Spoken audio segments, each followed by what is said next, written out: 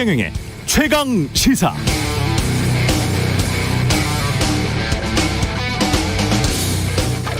네, 최근 한국은행의 금융안정보고서를 보면 두 가지를 걱정하고 있는데요. 역사적으로 봐도 현재 소득 대비로 계산해도 서울 지역 부동산 가격이 실제보다 고평가되어 있을 가능성이 있다는 걱정 하나. 그리고 올 1분기 기준 가계와 기업 부채를 더해보면 GDP의 2배나 돼서 대내외 충격이 오면 부동산 가격이 큰 폭으로 하락할 가능성이 있다는 걱정 둘입니다. 미국 댈러스 연방준비은행 총재인 로버트 카플란도 미국 집값이 마구 풀린 돈 때문에 역사적 최고점에 이른 것 같다, 이렇게 경고했습니다. 유럽 중앙은행 ECB도 이번 주 발표한 보고서에서 지난 4분기 유로존 나라들의 집값 상승이 2007년 이후 최대치다, 최대 상승폭이다, 이렇게 우려하고 있습니다.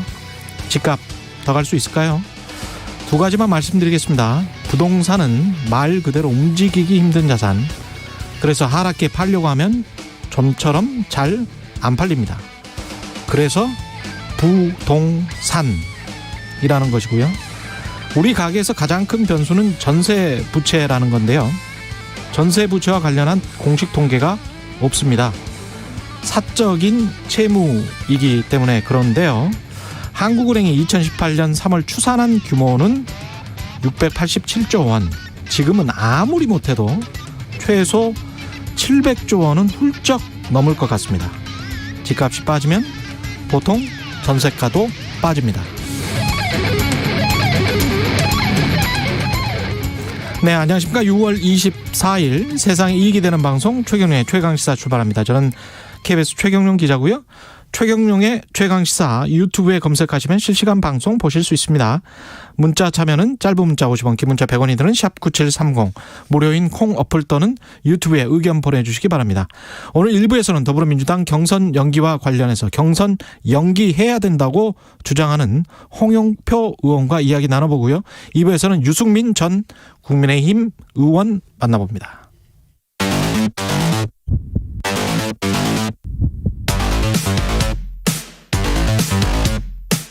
오늘 아침 가장 뜨거운 뉴스 언박싱. 자, 뉴스 언박싱 시작합니다. 민동기 기자, 김민아 평론가 나와 있습니다. 안녕하십니까? 안녕하세요. 예, 오늘은 꼭 할당 목표를 채우겠습니다. 예, 뉴스 할당. 예, 뉴스 할당 오늘 4가지입니다. 델타 바이러스, 이게 좀 우리나라도 성행하네요. 우리나라가 이제 자유롭지 않게 됐는데요. 예. 일단 코로나19 신규 확진자가 13일 만에 600명대 올라섰거든요. 예. 어제 0시 기준으로 신규 확진자가 645명이고요. 이게 전날보다 250명이나 넘게 증가를 했습니다. 다소 이제 확진자 수가 증가한 것은 여러 요인이 있긴 합니다만, 전문가들은 언제든지 방역에 틈이 생기면 재유행이 올 수가 있기 때문에, 그럼요. 최근 2주간 발생한 확진자 가운데 특히 감염 경로가 파악되지 않은 비율이 25.6%나 됩니다. 그리고 집단 발생으로 확진된 비율도 20.2%가 되고 있기 때문에 이게 아직은 안심할 상황이 아니다라는 점을 전문가들이 좀 강조를 하고 있습니다.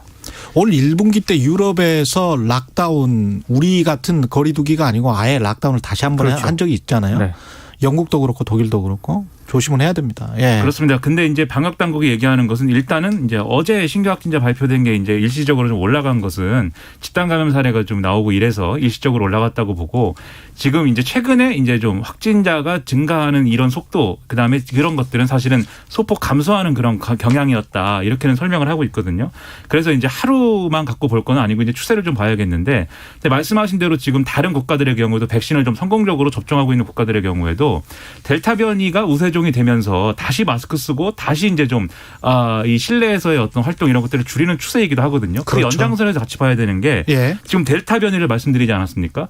인도에서는 델타 플러스가 나왔습니다. 이게 무슨 변신 로봇도 아니고 델타 플러스는 델타 변이가 조금 더 변이한 거라고 하는데, 예. 이거는 좀 더 연구가 필요하지만, 예. 이게 영국발 알파 변이가 인도발 알파 변이랑 비교했을 때 그냥 예. 코로나19 바이러스는 영국발 알파 변이가 한 이 확산되는 속도가 전염력 전염력이 70% 정도 높다고 하잖아요. 예. 근데 이 변이 바이러스 중에 델타 변이가 영국발 알파 변이보다 60% 정도 더 전염력이 강하다고 하지 않습니까? 예. 델타 플러스는 이거보다도 감염력이 좀 이 전염력이 강할 수 있다. 그래서 인도의 전문가가 그렇게 얘기를 했대요. 이 코로나19 이 델타 플러스에 감염된 사람과 옆을 지나가기만 해도 감염이 될 수 있는 수준이다. 뭐 이렇게까지 얘기를 했다는데. 옆을 지나가기만 해도? 네. 근데 이제 인도에서 하는 얘기니까 아직은 예. 이게 검증은 되지 않았습니다. 과학적으로. 예. 그러니까 이거를 검증을 먼저 해야 되겠지만 어쨌든 이렇게 변이가 우세하게 지금 우세종이 돼가는 경향이기 때문에 우리가 방역이나 이런 쪽에서 지금 쉽게 마음을 놓을 수 없는 상황이다. 이건 분명한 사실이라는 거죠. 우리 같은 경우에는 일단 알파 변이가 지금까지 많고요. 예. 근데 이제 델타 변이가 조금 발견이 되고 있습니다. 인도발 델타 변이가 35명이거든요. 근데 이 델타 변이 플러스까지는 아직 이게 델타 플러스까지는 아직 확인이 안 되고 있습니다만. 예. 아직은 걔네는 인도에만 있나 봐요, 아직. 근데 지금 오늘 언론 보도를 보니까 델타 예. 플러스 같은 경우 인도, 미국, 벌써 일본, 나왔군요. 중국 예. 9개국에서 지금 200건이 넘는 감염 사례가 보고가 됐다라고 합니다. 이 코로나가 이 왕관형으로 생겼기 때문에 한 번 더 꼬여지면 또 그게 변이인 거잖아요. 그러니까 스파이크 단백질의 예. 변이가 이제 그렇죠. 추가로 일어나면서 예. 그거 관련된 결국 그러면 우리가 걱정하는 건 뭐냐면 백신의 효력이죠. 근데 조금 다행이라고 할까요? 이 델타 변이와 관련돼서는 백신 화이자 백신의 경우 연구를 해보니까 1차 접종만 했을 때는 확실히 백신의 효력은 떨어진다. 예. 이렇게 보이는데 2차 접종을 완료하면 상당히 여전히 효과를 발휘하고 있다. 이렇게 연구 결과가 나왔거든요. 이렇게 예. 보면 역시 변이 바이러스에 대한 대응을 위해서라도 백신 접종의 속도를 내고 2차 접종까지 완료하는 이런 것들에 힘을 실어야 된다. 이런 결론이 또 나오는 거죠. 어느 정도 백신이 효과는 있는 것 같아요. 다른 네. 변이 바이러스도. 마찬가지로 지금 저 왕관처럼 꼬여 있는 이 코로나가 한 번 꼬인 거기 때문에 그 유사종을 우리가 맞은 거잖아요. 그렇죠. 그래서 면역 항체를 가지고 있다면 다른 비슷한 변이도 이렇게 막아낼 수 있는 힘이 우리 몸 안에 생기는 거니까 네. 그런 차원에서 생각을 한다면 백신은 점점 더 필수적이 돼가고 있습니다. 예. 송영길 당대표 연기가 어렵다는 거잖아요. 지금 경선 연기는. 그러니까 어제 그 정책 토론회가 서울 여의도에서 열리는데요. 예. 끝나고 나서 기자들에게 자신의 일관되게 상당한 사유로 그러니까 흥행 등의 요소는 경선을 연기할 상당한 사유로 보기 어렵다는 이야기를 해왔다. 그래서 경선 연기파들이 주장하는 흥행을 위한 경선 연기로는 상당한 사유가 될 수 없다. 이 점을 다시 한번 강조를 했습니다. 예. 그리고 여기 하나 덧붙여가지고요. 지금 이재명 지사와 박용진 의원, 추미애 전 장관 같은 경우에는 대선 후보지 않습니까? 예. 대선 여론조사를 보면 이 모두 5위 안에 들어있는 분들인데 이런 대선 주자들의 동의가 없으면은 변경이 어렵다는 것을 연기를 주장하는 사람들도 아마 같은 생각일 것이다. 그러니까 무슨 얘기냐면 꼭 이재명 쪽만 그러는 게 아니다. 그렇죠. 이러는 그래서 거군요. 예. 현행 일정을 유지하겠다라는 뜻을 거듭 밝혔습니다. 이러다 보니까 이제 이른바 비이재명계 의원들 일부에서는 의총에서 그렇게 상당히 찬성 여론이 높게 나왔는데 대표가 너무 이렇게 일방적으로 특정 캠프에만 유리한 발언하는 거 아니냐 이렇게 반발하기도 하고 그다음에 당무위에서 어쨌든 상당한 사유가 있으면 결정한다고 했기 때문에 당무위를 그냥 이제 강행 뭡니까 여러 개최하는 그러한 절차를 밟겠다고도 주장하고 있는데 그거에 대해서 송영길 대표는 이럴 거면 대표를 왜 뽑았는가 네, 이렇게도 얘기를 하고 있는 그런 상황이고 여러모로 그래서 이게 결국 이렇게 가면은 이 당내 분열 이런 게 심해지기 때문에 절충안이 필요하다는 얘기도 한쪽에서 나오고 있는 상황이어서 그 절충안이라는 거는 예를 들면 9월 말 10월 초 정도에 그러면 경선을 완료하는 것으로 해보자 뭐 이런 얘기인 거거든요. 예. 그래서 이런 이제 좀 절충안이라든가 이런 것들이 효력을 가질 수 있을 거냐도 관심인데 근데 어제도 말씀드린 것 같은데 절충안이라는 건 다시 말하면 양쪽이 모두 동의하기 어려운 거잖아요. 예. 그래서 이것도 사실은 시원한 해법은 좀 아닌 것이어서 논란은 이어질 것 같습니다. 송영길 대표의 지금 리더십에 대해서 여러 가지 지금 의문부호가 찍히고 있기 때문에 예. 제가 봤을 때는 절충안보다는 25일에 어떤 선택을 하지 않을까 싶습니다. 예. 상당한 사유. 근데 그 진짜 속마음은 궁금하네요. 경선을 연기하는 쪽이나 계속 해야 된다라고 주장하는 쪽이나 진짜 속마음은 뭘까? 네. 예. 근데 진짜 속마음이 뭐든 간에 예. 국민들은 그렇게 큰 관심은 없는 것 같습니다. 그러니까 결국 이제 유불리의 계산일 텐데 이거는 예. 뭐 이른바 평론가들이 온갖 시나리오를 또 거론하지 않겠습니까? 이 시간을 일단 벌어서 이게 결국은 이 민주당 경선 구도는 이재명 대 반 이재명인데 예. 반 이재명 대세주자를 한 명을 어쨌든 정리해서 그걸로 이제 이재명 지사가 결국 1대1 대결을 할 것이다. 그러려면 시간이 필요하다. 시간이 더 정리하는 데 필요하다. 이런 주장인 거고 이재명 지사가 극구 경선 연기에 반대하는 이유는 일단 빨리 대선 후보를 본인으로 확정 지어놓고 나서 이제 9월에 정기국회가 있고 그러면 그때 이제 국정감사가 있고 하지 않습니까? 여기서 어쨌든 지금 정부가 여러 가지를 잘못한 것들을 지적한다든지 예. 이런 것들을 해서 좀 차별을 하겠다는 건데 왜냐하면 지금 이재명 지사가 자기가 대권자로서 가장 이제 좀 리스크가 있는 게 예. 정권 교체 여론으로부터 지금 자유롭지 않은 상황이라는 거죠. 예. 그래 이 정권 교체 여론으로부터 자유로워지려면 일정 정도 지금 정권이랑 차별화가 필요한데 예. 그러려면은 본인의 목소리를 강하게 내야 되는데 그걸 못하게 만드는 변수가 바로 경선이 안 끝났다라는 거거든요. 예. 이걸 제거하겠다라는 입장이 아니냐 이런 해석들을 하고 있는 거죠. 추미애 전 법무부 장관은 어제 대선 출마 선언했고요. 네, 그죠? 선언했습니다. 예. 관련해서 윤석열 전 총장을 또 상당히 비판을 했는데 네. 윤석열 전 총장의 엑스파일과 관련해서는 또 국민의힘 내에서도 좀 입장차가 있는 것 같습니다. 지금 보니까. 이준석 대표 같은 경우는요. 예. 어제 제주도에 가서 기자들에게 윤 전 총장과 관련해서 개인 차원에서 지도부 내 행보가 있을 수는 있지만 당내 인사로 분류되는 분이 아니기 때문에 최근 논란이 된 엑스파일에 대해서 공식적으로 대응할 계획이 없다라고 얘기를 했습니다. 예. 네, 이제 김재원 최고위원 같은 경우에는 이준석 대표의 이런 행보를 공개적으로 비판을 했는데요. 야권 단일 후보를 만들려면 다 같이 가야 하는데 지금 당은 팔짱을 끼고 있는 그런 꼴이 됐으니 기가 막힌다 이렇게 얘기를 했거든요. 그러니까 아무래도 거리를 두려는 이준석 대표 같은 경우에는 지금 윤석열 엑스파일에서 만약에 치명적인 게 나온다면 예. 당도 난처해진다 이런 입장인 것 같고요. 다만 이제 방어파 같은 경우에는 어찌됐든 불법 사찰일 수 있는 부분에 대해서는 국민의힘도 적극적으로 대응을 해야 된다 이런 입장인데 제가 봤을 때는 이런 측면 외에도 이 거리두기파의 가장 큰 이유는 거리두기파. 대선 주자 자강론이 있지 않습니까? 거리두기파가 누구예요? 이준석 당대표도 거리두기파라고 할 수 있습니까? 지금 이준석 대표는 거의 지금 공식적으로 내놓는 입장 자체가 예. 당 차원에서 공식 대응을 하지 않는다라는 거기 때문에 거리두기파로 볼 수가 있는데요. 예.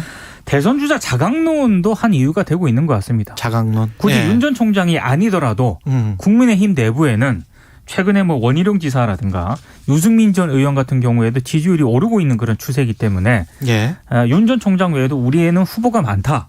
최재형 감사원장도 포함해서 아마 이런 기류가 좀 상당히 반영이 되고 있는 것 같아요. 그러니까 네. 윤석열이 낙마해도 충분히 대안을 만들 수 있다. 이렇게 생각하는 쪽에서는 이거 괜히 발 담궜다가 다 같이 죽는 거 아니냐 이런 생각을 지금 하고 있는 거고요. 그렇죠. 다른 쪽에서 예. 윤석열 아니면 지금 현실적으로 대안이 있냐. 지금은 윤석열을 지켜야 된다. 이렇게 생각하는 쪽에서는 이게 뭐 여러 가지 얘기가 나오는데 결국 장성철 소장이 문건을 처음 얘기한 장성철 소장도 불법 사찰 가능성을 얘기하지 않느냐. 그럼 여기에 대해서는 같이 방어해야 되고 그리고 장성철 소장은 어쨌든 잘못됐다. 네, 이런 얘기를 지금 하고 있는 거죠. 근데 정작 이 문건을 처음 어쨌든 문건의 존재를 거론한 장성철 소장은 어제 SBS 방송에 나와서 이거 뭐 자꾸 문제가 되고 하니까 이것을 파쇄하겠다. 네, 이렇게 입장을 밝히고 있습니다. 어제 예. 그 방송 끝나고 집에 가서 파쇄하겠다라고 지금쯤이면 파쇄가 됐을 것 같습니다. 네, 약간 우려가 되는 게 이거 예. 누가 어떤 단체가 고발을 했기 때문에 검찰이 수사를 할 것인데 예. 이 문건을 파쇄하는 게 과연 그 수사 과정이 어떻게 보일 수 있을지 조금 걱정이 예. 되긴 합니다.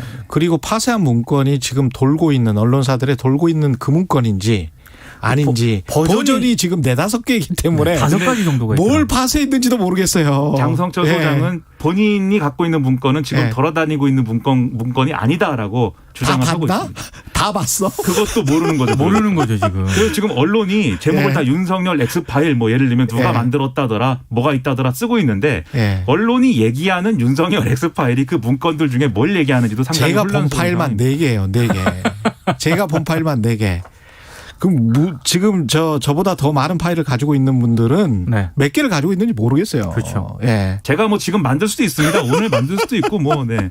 끝이 없는 거예요 예. 이건. 예. 장성철 소장이 파쇄할 게 아니라 예. 내가 가진 문건은 이거야라고 보여줘야 사실 예. 모든 게 해명이 되고 뭐 이 정리가 될 텐데 파쇄를 한다고 하니까 영원히 미스테리가로 남을 것 같습니다. 예. 그러면 파일을 가지고 있는 사람들끼리 우리가 한번 따로 모여보자고요. 그렇죠. 예. 그래서 같이 공유를 하는 거야. 다 공개를 하면 한 10가지도 넘을 것 같아요. 파일들을 이렇게 다들 갖고 계시는군요. 예. 저는 한 개도 없습니다. 단 예. 한 개도 가지고 있지 않습니다. 저는, 예. 아유, 깨끗하신 분이군요. 저는 예. 깨끗합니다. 순수하십니다. 예. 조선일보가 황당한 사고를 냈네요. 그러니까 성매매 관련 기사를 내면서요. 예. 조국 전 법무부 장관하고요. 딸 조민 씨의 모습이 묘사된 일러스트를 사용을 했거든요. 예. 그 문제가 된 일러스트는 이미 조선일보 2월 27일자에 실린 그 서민 당국대 교수 있지 않습니까? 예. 그 칼럼에 사용이 된 겁니다. 그러니까 조민 씨가 모자를 쓰고 핸드폰으로 전화하는 모습하고 백팩을 맨 조국 전 장관의 뒷모습을 함께 담았는데 예. 이걸 엉뚱한 기사에다가 지금 이 일러스트를 사용을 해가지고요. 예. 조국 전 장관이 강하게 반발을 했고 결국에는 조선일보가 사과문을 게재를 했는데 예. 이 사과문을 두고도 논란이 좀 제기가 되고 있습니다. 사과는 어떻게 했어요? 사과문 내용을 보면은요. 예. 이게 담당 기자가 음. 자신들이 갖고 있는 여러 가지 일러스트 목록 중에 있는 사진을 이게 뭐 조민 씨와 조국 전 장관과 관련된 사진이 어떤 일러스트라는 것을 알지 못한 상태로 그냥 여성 1명과 남성 3명이 등장한다라고 생각해서 다른 기사임에도 불구하고 첨부를 그냥 해버린 것인데 그것이 일단 잘못됐고 그것에 대한 관리 소홀의 책임도 있다. 그래서 여기에 대해서 사과한다. 이게 이제 사과문의 내용이거든요. 근데 이 내용만 갖고 봤을 때는 이제 앞으로 그러면 이러한 일을 재발 방지를 위해서 뭘 하겠다는 것인지 뭐 이런 것들이 내용이 없기 때문에 조국 전 장관 입장에서는 받아들이기 어렵고 그리고 지금까지 자신의 가족들에 대한 여러 가지 부정적인 어떤 이미지를 재생산해온 게 이거 하나 처음이 아니기 때문에 상습범이다. 그래서 법적 대응을 하겠다. 이렇게 얘기를 하고 있습니다. 이게 성적인 내용을 포함한 어떤 다른 기사 그렇죠. 의 일러스트를 서민 교수의 기고문에 넣어버렸다는 건데. 아니 서민 교수의 기고문을 위해서 만들어진 일러스트를 성매매 관련 기사에 넣은 거죠. 근데 이게 이 해명이 좀 이상한데요. 제가 제작을 오랫동안 해온 입장에서는 일러스트는 따로 만들거든요. 보통 그 기사를 위해서. 네. 그리고 기자가 의뢰를 하고 일러스트 담당이 그림을 그리면 다시 한번 기자가 확인해서 그 위에 붙이는 작업을 합니다. 네. 보통의 이제 정상적인 언론사는 다 그렇게 하는데 이게 어떤 쪽에 있는 거를 다른 쪽의 기사에 그냥 일러스트를 넣어버렸다. 이거는 말이 안 되는데. 조선일보 사과문을 보면은 예. 담당 기자가 실수를 했다라고 되어 있는데 제가 궁금한 거는 그 담당 기자가 편집을 담당한 기자인지 예. 취재 기자인지 어떤 기자인지가 정확하게 나타나 있지 않고요. 그러면 그 담당자에 대해서 어떻게 하겠다라는 뭐 징계를 하겠다라든가. 아니 생각해 보세요. 기사가 2개인데 어떤 기사든 자기 기사를 좀 더 뽐내고 싶어 하잖아요. 네. 그러면 그 뽐내고 싶어 하는 사람 입장에서 봤을 때는 일러스트가 똑같은 게 나가버리면 큰일이잖아요. 네. 그러니까 근데, 네. 어떻게든 바꿔주거든요. 말씀하신 게 그런 부분일 수도 있는데 예. 이 신문사의 경우에는 조금 더 다를 수도 있는 게 예를 들면 공용으로 사용하는 그러한 일러스트도 사실 있어요. 이게 뭐 이를테면 자료 사진 이렇게 해가지고 어떤 종류의 그냥 어떤 기사든 간에 관련이 있으면 쓰는 공용으로 지정되어 있는 그러한 일러스트인데 근데 앞서도 말씀드렸듯이 지금 사용된 일러스트는 서민 교수 칼럼을 위해서 만들어진 일러스트거든요. 그렇죠. 그래서 이것들이 실제로 조선일보사의 그 데이터베이스에 어떤 식으로 분류되고 관리가 되고 있었는지 이런 것들을 확인을 해야 이게 조선일보사의 해명이 맞는 것인지 아니면 이제 의문이 남는 것인지 그걸 확인할 수 있을 것인데 아마 거기까지 공개 안 하고 그냥 넘어가겠죠. 예, 알겠습니다. 뉴스 언박싱 민노기 기자 김민아 평론가였습니다. 고맙습니다. 고맙습니다. KBS 라디오 최근의 최강 시사 듣고 계신 지금 시각 7시 38분입니다. 최강 시사에서 전해드리는 출근길 날씨 정보입니다. 오늘 아침까지는 곳곳에 가시거리 1km 미만의 안개 주의하셔야 되겠고요. 안개가 거치고 나면 전국에 구름 많은 가운데 소나기 주간답게 오늘도 곳곳에 돌풍, 천둥, 번개를 동반한 소나기 예보 있습니다. 우박이 떨어지기도 하겠습니다. 이번 소나기는 토요일까지 곳곳으로 예보가 돼 있어서 꼭 우산 챙겨주시는 게 좋겠습니다. 소나기의 덕을 본다면 기온이 30도 이하로 조정이 된 점이고요. 오늘도 낮 최고 기온 대부분 27도 안팎입니다. 토요일까지 비슷하게 27, 8도 안팎 유지하겠고 일요일은 서울 30도 등 기온이 다시금 30도 안팎으로 오를 전망입니다. 오늘 서울 28도까지 오르겠고요. 대전, 광주, 대구 27도 예보돼 있습니다. 미세먼지 농도 무난하겠고 오존 농도 일부 중서부와 남부 지역으로 오후에 나쁘겠습니다. 지금 서울 기온은 20도입니다. KBS 출근길 날씨 정보 최영우였습니다. 계속해서 이 시각 교통 상황입니다. KBS 교통정보센터의 이현 씨가 정리해드립니다. 네, 이 시각 출근길 교통정보입니다. 오늘도 우산과 함께 안전 잘 챙기셔야겠습니다. 호남고속도로 양방향에 사고가 있는데요. 천안 쪽으로는 백양사 부근 1차로에서 사고 처리하고 있고요. 반대 순천 방향은 순천 1터널을 막 나와서입니다. 2차로에서 화물차 사고를 처리하고 있으니까 차로 변경에 각별히 유의하시기 바랍니다. 경부고속도로 서울시 구간인데요. 부산 쪽으로 양재를 앞두고 5차로에서 사고 처리하고 있습니다. 한남에서 양재 쪽의 이동이 조금 더 어려워졌고요. 경인고속도로 인천 쪽으로는 신월 부근의 사고 때문에 정체입니다. 서울시내 내부순환도로 성산대교 쪽으로 가신다면 홍지문 터널에서 연희램프 쪽에 정체 고장난 차가 있었기 때문입니다. KBS 교통정보센터였습니다. 오늘 하루 이슈의 중심. 당신의 아침을 책임지는 직격 인터뷰. 여러분은 지금 KBS 1라디오 최경영의 최강시사와 함께하고 계십니다. 네, 더불어민주당 대선 후보 경선 연기론 두고 대선 주자 간 갈등이 깊어지고 있습니다. 어제는 대선 경선 그대로 해야 된다는 민주당의 백혜련 의원 전화로 연결했었고요. 오늘은 경선 연기가 필요하다고 주장하는 더불어민주당 홍영표 의원 나와 계십니다. 안녕하세요. 네, 반갑습니다. 예, 당무위가 지금 당무위 소집을 추진하고 계시는 거죠? 아닙니다. 지금 그거는 확정됐고 당무위는 네. 지금 소집 여부에 대해서는 현재 이렇게 의원들이 지금 직접 하는 건 아니고요. 예, 아마 그렇군요. 이제 최고위원회가 지금 저희 당규대로 뭐 9월 9일이죠. 예. 9월 9일 날 경선을 하는 것을 전제로 해서 아마 일정을 짜고 있을 겁니다. 그러면 우리는 또 예비 경선도 해야 되잖아요. 예. 현재로서는 한 8분이 나왔으니까 예. 그중에서 6명을 뽑는 절차가 필요합니다. 예. 이제 그것도 뭐 이렇게 등록을 하고 또 최소한도의 어떤 그 후보 간의 어떤 뭐 이벤트가 있어야 될 거 아닙니까? 예. 그래서 그런 걸 거쳐서 제가 볼 때 한 2주는 걸리지 않을까 싶고 그럼 한 7월 10일부터 9월 9일까지 예. 이제 한 2달 정도. 예. 2달 정도의 어떤 일정으로 할 건지 또 경선 방식을 또 어떻게 할 건지 뭐 이런 것들을 이제 안을 예. 만들면 그 경선 일자는 최종적으로는 당무위원회에서 결정하게 돼 있습니다. 아, 원래 그렇게 돼 있군요. 예. 예. 그러니까 날짜를 9월 9일이다, 뭐 9월 7일이다, 180일 이전에 한다면 그렇게 돼 있어서 이제 그것을 정하는 당무회의를 얘기하는 거죠, 현재는. 예. 그런데 지난번에 저희 의총이나 이런 데서 논란이 됐던 것은 우리가 지금 당원 당규에 보면 180일 이전에 그러니까 9월 9일까지는 당내 경선을 마치도록 되어 있는데 예. 거기에 단서 조항이 있습니다. 예.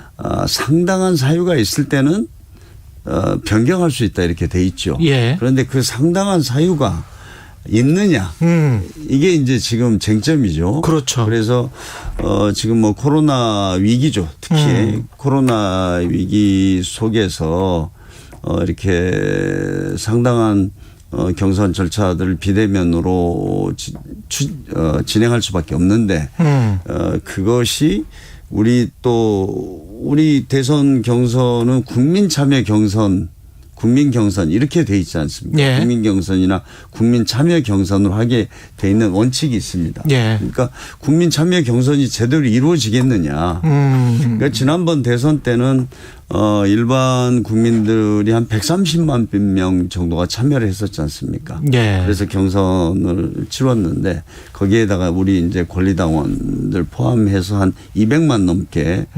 선거인단이었습니다. 예. 과연 지금 이 상황에서 우리가 한 7월 10일부터 시작한다면 그 또 휴가철을 감안하고 지금 코로나라는 걸 또 고려한다면 과연 제대로 된 국민 참여 경선이 이루어질 수 있겠느냐. 그러니까 좀 어떤 사유가 발생했다. 예. 그러니까 이거를 좀 연기하자는 주장이죠. 그래서 이거는 그렇군요. 지금 어떤 뭐 후보들의 어떤 유불리만으로 제기되는 건 저는 아니라고 봅니다. 왜냐하면 저 같은 경우도 대표적으로 어떤 캠프에 들어가 있지 않고 예.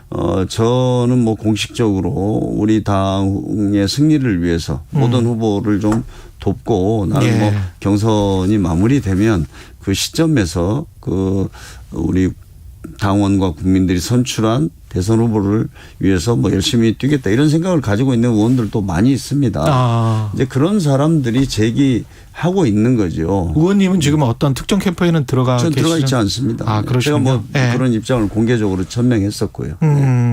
근데 이 코로나 위기만 가지고 그다음에 이제 휴가철 이게 어떻게 된 건가요? 원래 이제 대선이 12월이었기 때문에 그 5월에 하게 돼서 3월에 하게 돼서 이런 경우가 발생을 하는 겁니까? 아닙니다. 이제 과거에도 예. 이제 이런 대선이 있는 애는 항상 이런 룰을 가지고 예. 논란이 많이 되니까 예. 올해 이번에는 그걸 피하자 하면서 사실 이거 이제 만들어 놨죠. 특별 당규로 만들었는데 이제 예를 들어서 이게 작년에 이제 만들어졌습니다. 예. 만들어졌는데 그때도 고려한 것은 이제 이런 논란 없이 그냥 하자 이랬는데 솔직히 작년만 해도 우리가 코로나가 이렇게 장기화될 줄 알았습니까? 그렇게 생각은 안 몇 달 했죠. 하다가 예. 끝나겠지 했고 지금도 저는 이제 우선 제 경험이 있어요. 얼마 전에 제가 전당대 했잖아요. 전당대 할 때 정말 저희가 17개 시도 뭐 유세를 하러 다니는데 우리 당에 관련된 사람은 30명만 현장에 있었습니다. 30명밖에 없었고, 예. 그 다음에 이제 그런 어떤 장소의 제한 때문에 유튜브 같은 걸로 예. 좀 해보자 했는데 거기에 제가 알기로는 가장 많이 접속했을 때가 300명, 대부분은 200명도 안 되는 수준에서 접속자였습니다. 유튜브 동접자 수 말씀하시는 예, 거잖아요. 예. 예. 그런 식으로 당대표 선거를 하다 보니까 예. 저는 이제 그때 이런 식으로 대선 후보까지 뽑아서는 안 되겠다는 생각을 저는 강하게 가졌던 거죠. 네. 근데 송영길 대표는 이게 원칙론에 무게를 두고 있잖아요. 그렇게 또 어제 기자들한테 이야기를 했고. 근데 대표가 당대표가 원칙이라는 이렇게 거는 예를 들어서 180일이 원칙 맞습니다. 그런데 또 상당한 사유가 있을 때 변경할 수 있다도 원칙입니다. 그렇지 않습니까? 예. 그리고 상당한 사유가 있으면 상당한 사유가 있느냐 없느냐에 대한 지금 논쟁을 하고 있지 않습니까? 예. 그럼 이 유권의 상당한 누가 사유가 하냐? 되느냐 안 되느냐. 누가 하느냐 하는 것은 저희 당원 당규에 의하면은 당무위원회에서 유권 해석의 권한을 갖습니다.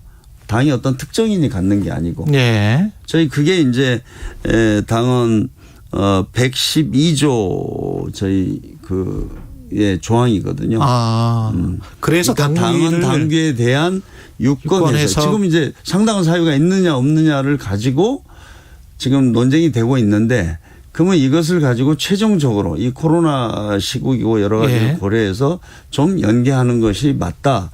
이렇게 이제 주장하는 분들이 있고 아니다. 작년에 정해놨으니까 그냥 원칙대로 해야 된다는 분이 있는데 이 상당한 사유가 있느냐 없느냐에 대한 유권 해석은 당무위원회가 결정할 수 있는 권한을 가지고 있는 거죠. 그러니까 당무위가 그 정당의 어떤 헌법재판소 같은 그런 기능을 하는가 보네요. 그렇습니다. 왜냐하면 당에서도 이 당원 당규가 저도 뭐 지금 사정이지만 이게 굉장히 복잡합니다.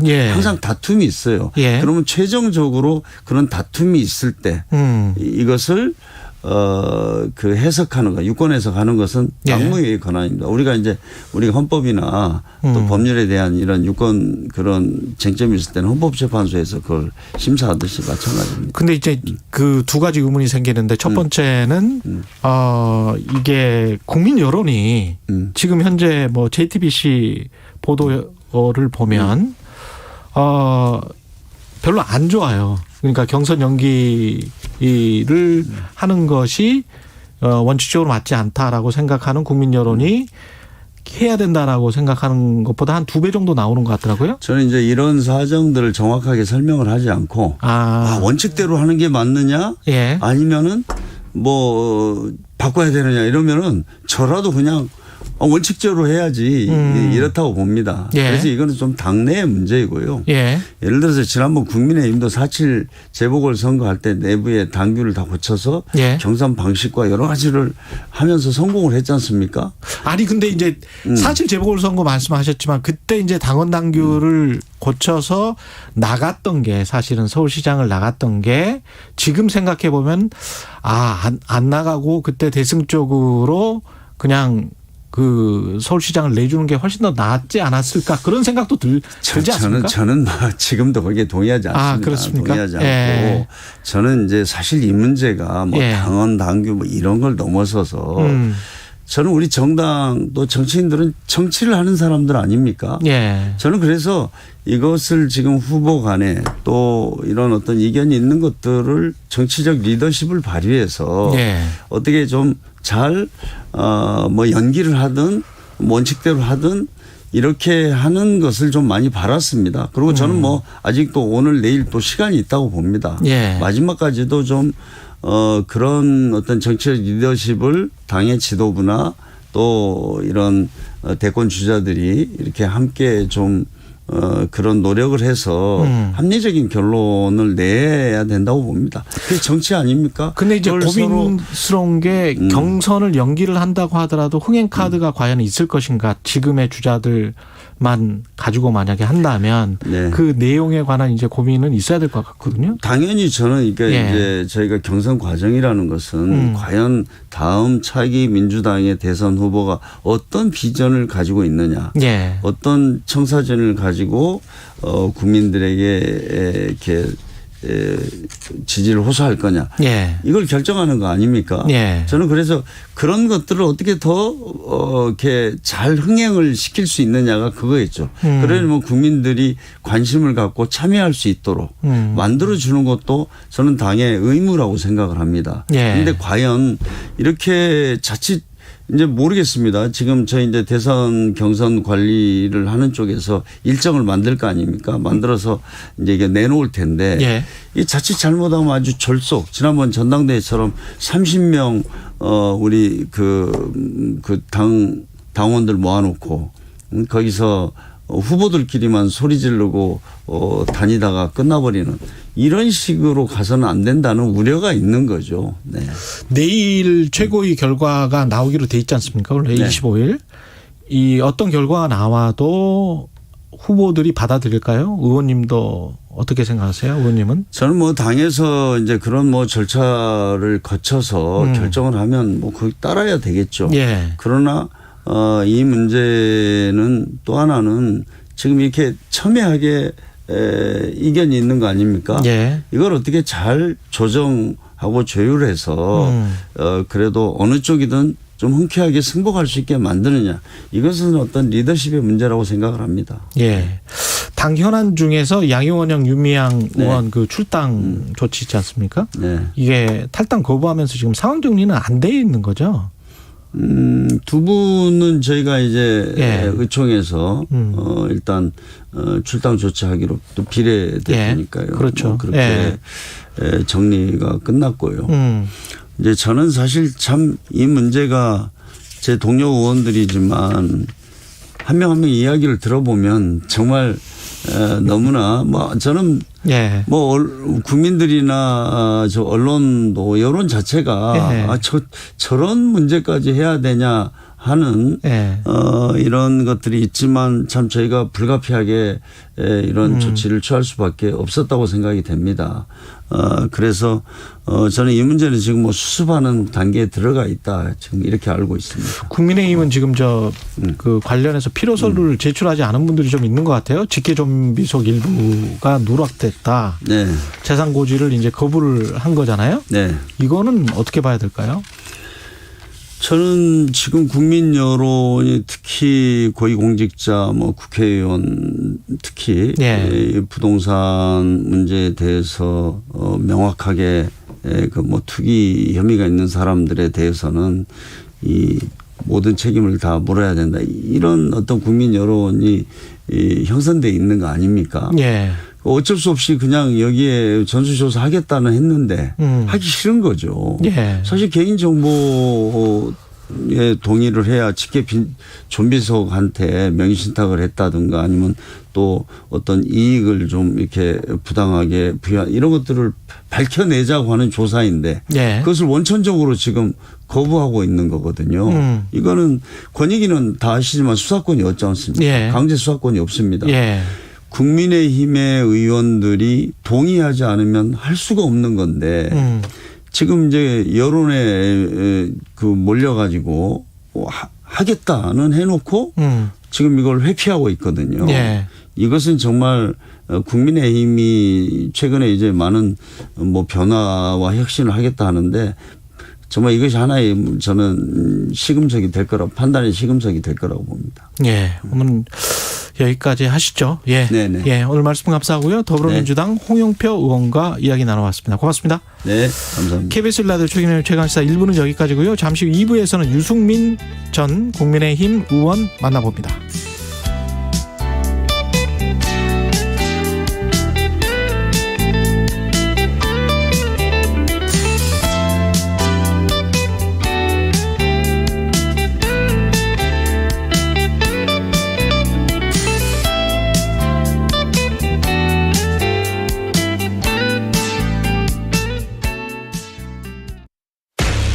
제가 2003년 11월까지 이제 복무를 하다가 이제 훈련 도중에 좀 불미스러운 사고가 일어나가지고 2021 KBS 연중기회 기억을 기록하다.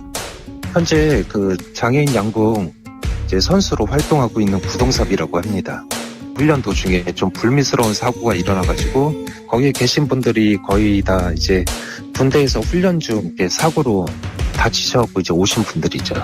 이제 국가유공자라 하면은 사람들이 대다수가 이제 막 이런 뭐 6.25 한국전쟁 아니면 이제 베트남 이제 원룸 파병 막 이렇게 진짜 전쟁에 나가서 다치시거나 아니면 큰 공을 세우신 분만이 국가유공자라고 생각하시는 분들이 상당히 많더라고요. 저희처럼 이렇게 보이지는 않지만은 이제 군대에서 훈련을 하거나 아니면 나라를 위해서 어떤 헌신을 해서 다치신 분들이 굉장히 생각보다 많이 있거든요. 근데 사실 그런 분들은 이제 많이 이슈를 못 받고 또 우리나라가 사실 호국 보훈의 달 6월 달에만 이런 호국 보훈의 정신을 강조하는 것 같아서 지금은 뭐 워낙 지금 휴전 상황에서 전쟁도 안 일어나고 이러니까 평화로운 상태잖아요. 그러다 보니까 이제 많이 좀 생각하는 게 좀 점점점 적어지는 것 같아서 저는 그게 너무 안타깝더라고요. 군대에서 하반신 마비 부상을 당한 장애인 양궁 국가대표 구동섭 선수는 기억합니다. 순국선열 애국지사, 참전 유공자가 아닌 알려지지 않은 국가유공자들의 흔적은 조명받지 못합니다. 현충원이나 기념 행사장이 아닌 우리 삶 주변에도 수많은 국가유공자들이 살아 숨쉬고 있습니다. 나라를 위한 희생에는 경중이 없습니다. 오늘은 그들의 희생을 기억하고 싶습니다. 당신과 대한민국의 기억, KBS가 기록합니다.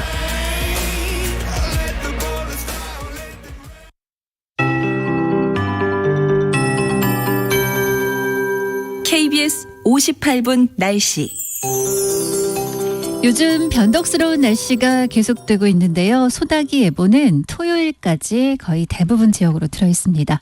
오늘도 낮부터 밤 사이에 수도권, 강원 내륙과 산지, 충청과 전라, 경상도 쪽, 또 제주 산지로 곳에 따라 소나기가 내리겠고요. 양은 5에서 40mm입니다. 내일도 낮부터 밤 사이에 소나기 예보가 곳곳에 들어있고 모레 토요일도 마찬가지입니다.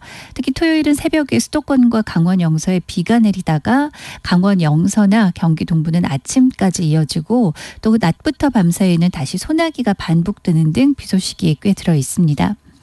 오늘은 이렇게 소나기 예보도 들어있고 또 기온도 토요일까지는 27도 안팎을 유지할 거란 예보가 나와 있습니다. 서울 오늘 낮 최고 기온 28도 어제와 거의 비슷하고요. 평년 수준의 더위입니다. 대전, 광주, 대구 27, 강릉, 부산 25도 등으로 토요일까지는 대부분 비슷한 기온인데요. 일요일부터는 서울 30도 등으로 조금씩 더워질 전망입니다. 미세먼지 농도 상황 오늘과 내일까지 좋음에서 보통으로 무난하고요. 일부 중서부나 남부 지역으로 오존 농도는 오후에 일시적으로 높아지겠습니다. 아침까지는 내륙 곳곳에 가시거리 1km 미만의 안개가 끼기 때문에 이 점 주의하셔야 되겠습니다. 오늘 소나기도 요란하게 지나겠습니다. 지금 서울 기온 21도입니다. 최영우였습니다.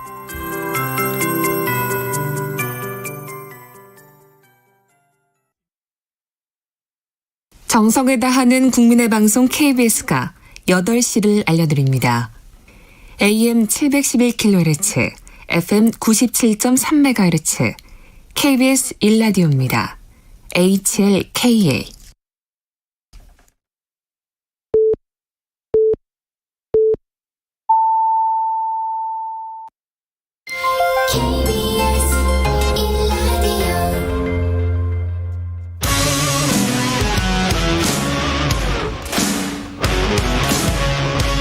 오늘 하루 이슈의 중심 최경영의 최강 시사.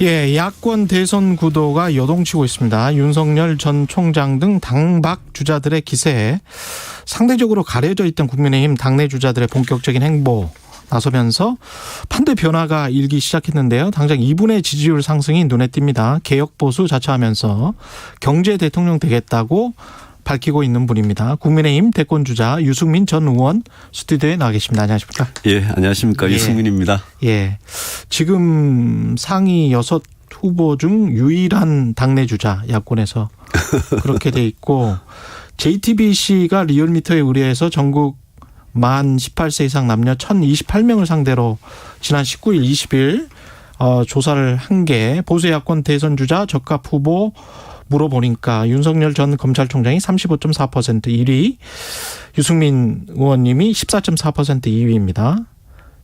굉장히 많이 뛴 거거든요. 이게 지금. 그렇습니까? 예, 예. 어떻게 생각하세요? 아니 예, 지지도라는 거는 늘 변하는 거니까요. 예. 예, 대통령 선거가 제가 보기에는 이제 시작된 것 같아요. 예. 여야 간에. 예. 그래서 지금부터 지지도는 저는 상당히 큰 변화의 그런 잠재력이 있을 거다. 그렇게 보고요. 예. 저희 국민의힘이 이준석 대표를 뽑는 그런 변화의 모습을 보여드렸지 그렇죠. 않습니까? 예. 그래서 국민들께서 국민의힘이라는 이 제1야당에 거는 기대가 지금 상당히 크신 것 같아요. 예. 저희들이 이제 이 변화와 혁신의 모습을 계속 보여드릴 수만 있으면 예. 저는 다음 대선에서 좋은 결과 얻을 수 있을 거라고 자신합니다. 이준석 당대표와의 어떤 시너지 같은 경우는 언론에서도 가장 적합한 후보로 유승민 전 의원님을 뽑는 것 같은데, 예. 예, 왜 그럴까요? 전당대회 도중에는 이준석 대표 후보죠, 당시에. 예. 유승민 개다 이래가지고 논란이 많았는데요. 예.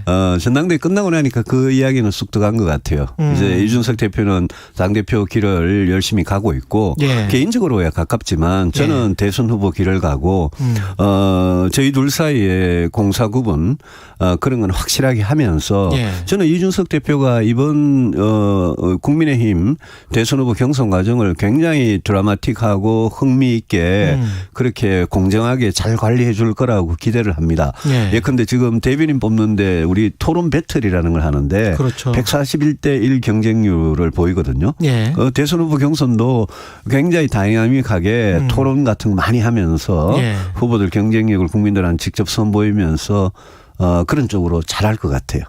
근데 지금 이제 야권의 1위 후보인 윤석열 전 총장하고 비교했을 때 네. 본인의 어떤 강점이라고 할까요? 그건 뭐라고 생각을 하세요? 저는 경제입니다. 경제다. 왜냐하면 예. 제가 경제를 경제를 했을 뿐 아니라 저는 코로나 이후에 여러 가지 시대적인 문제들이 악화되는데 예. 그 문제들을 해결하는 기본이 저는 경제 성장이라고 생각을 합니다. 예. 예컨대 우리 젊은이들 일자리 문제, 또 주택 문제, 또 복지를 어떻게 할 거냐 이런 문제, 또 이 저출산 불평등 굉장히 심각하지 않습니까? 그렇죠. 그런 걸 해결할 수 있는 국가의 힘은 저는 경제에서 나온다고 생각하고 예. 제가 뭐 오랫동안 경제를 가지고 굉장히 고민을 많이 했고 예. 제가 대통령이 되면 우리 한국 경제에 어떻게 끌고 갈 거냐에 대해서 저는 분명한 그런 비전과 정책을 갖고 있기 때문에 저는 그런 점이 우리 국민의힘의 저를 제외하고는 야권 전체 예. 저를 제외하고는 대부분 검사 또는 판사 출신들이십니다.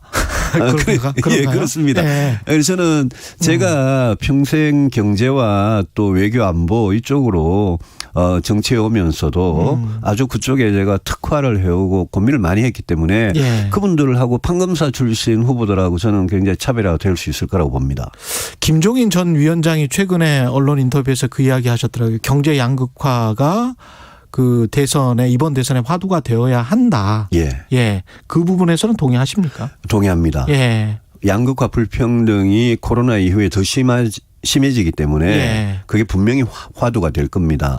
그렇지만 제가 이야기하는 거는 양극화 불평등을 진짜 해결하려면 예. 그 기본 출발은 경제 성장에서 나오고 지금과 같이 거의 지난 20-30년 동안 계속 추락하는 이 경제를 다시 일으켜 세우지 않으면 그러면 양극화 불평등은 더 심해질 거다. 저출생도 더 심해질 거다. 저는 그렇게 생각하기 때문에 예. 제가 경제 성장을 통해서 예. 불평등을 해결하는 우리가 지속 가능한 복지를 하기 위해서는 돈이 있어야 되지 않습니까? 예. 지금 젊은 세대들한테 엄청난 빚을 지우면서 돈을 지금 정권이 펑펑 쓰고 있는데 예. 이런 식의 복지는 오래 갈 수가 없거든요.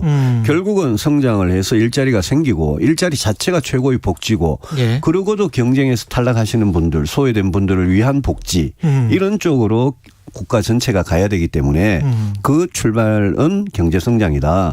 저는 경제를 다시 성장시킬 수 있는 그런 대통령 꼭 되고 싶다. 그런 말씀입니다. 제 기억에 유승민 의원님이 그 박근혜 정부 때 예. 따뜻한 보수 말씀하셨고 그렇습니다. 중부담 중복지 말씀하셨잖아요. 예.